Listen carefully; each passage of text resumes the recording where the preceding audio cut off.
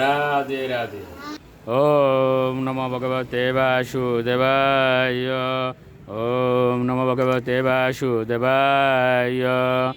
ওম নমো ভগবতে বাসুদেবায়। শ্রীমদ্ ভাগবত চতুর্থ স্কন্দ পুষণম একাদশ অধ্যায়। ধ্রুব মহারাজকে যুদ্ধ বন্ধ করতে স্বয়ম্ভূ মনুর উপদেশ। শ্লোক 26। এষ ভূতানি ভূতাত্মা ভূতেষু ভূতভাবন সশক্তা মায়য়া যুক্ত সৃজতত্তি চ পাতি চ। অনুবাদ: পরমেশ্বর ভগবান সমস্ত জীবের পরমাত্মা। তিনি সকলের নিয়ন্তা এবং পালনকর্তা। তার বহিরঙ্গ শক্তির মাধ্যমে তিনি সকলের সৃষ্টি করেন, পালন করেন এবং সংহার করেন। শ্লোক 27। তমেব মৃত্যুম অমৃতম তাত দৈবম সর্বাত্মনুপেহি জগৎপরায়ণম যস্মৈ বলিম বিশ্ব সৃজো অরন্তি গাবয়তা বৈনসী দাম যন্ত্রিতাহ।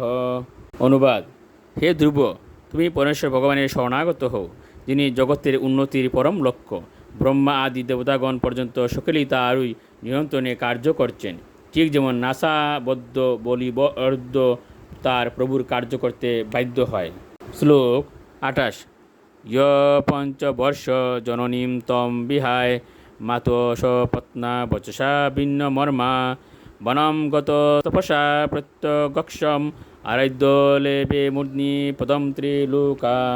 অনুবাদ: হে ধ্রুব, মাত্র 5 বছর বয়সে তোমার মাতার সতীনের বাণীতে অত্যন্ত মর্মাহত হয়ে তোমার মায়ের আশ্রয় ত্যাগ করে ভগবানকে পাওয়ার উদ্দেশ্যে তুমি যুগ পদ্ধতি অনুশীলন করার জন্য বনে গিয়েছিলে। তার ফলে তুমি ইতিমধ্যেই ত্রিভুবনের সর্বোচ্চ পদ প্রাপ্ত হয়েছ।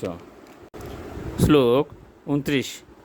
তমেনম অঙ্গাত্মনি মুক্ত বিগ্রহে ব্যপাশ্রিতম নির্গুণম একম অক্ষরম আত্মানম অনিচ্চ বিমুক্তম আত্মদৃক যস্মিন ইদম বেদম অসৎ প্রতীয়তে।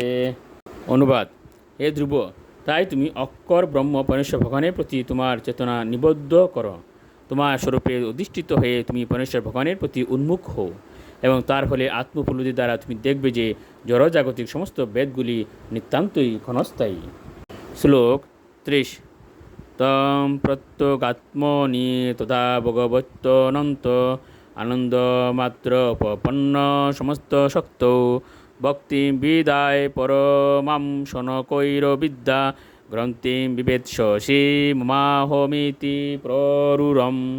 অনুবাদ: এভাবে তোমার স্বাভাবিক স্থিতি প্রাপ্ত হয়ে এবং সমস্ত আনন্দের উৎস ও পরমাত্মা রূপে সমস্ত জীবের হৃদয়ে বিরাজমান পরমেশ্বর ভগবানের সেবা করার দ্বারা তুমি অচিরেই আমি এবং আমার এই মোহ থেকে মুক্ত হবে। রাধে রাধে।